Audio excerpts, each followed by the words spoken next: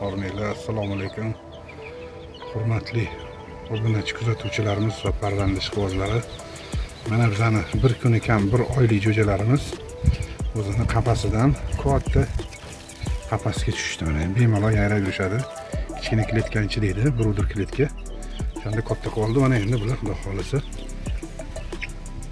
mana shu katta bo'lishadi. Biz u joyni tozalaymiz endi bruder kletkasini. Bularni ukalariga 50 ta tuxum olib kelganmiz.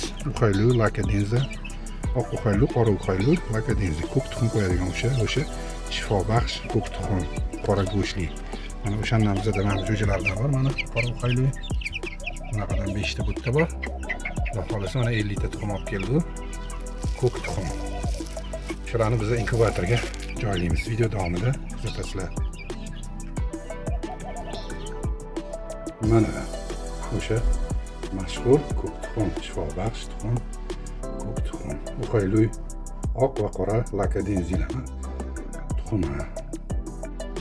Mana endi tozalab, margan surkalab tozalab inkubatorga joylaymiz.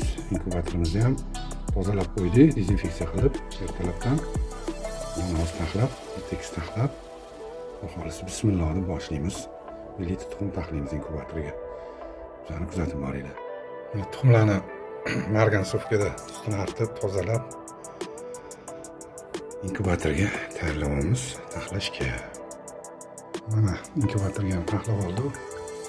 Bunda 50 ta, bir tekis, bir chiroyli tushdi. Juda katta tuxum emas bular.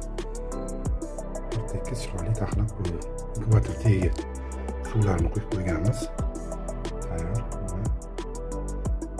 Buni hozir yoqib qo'yamiz. Tuxumlarni ham taxlab bo'ldi.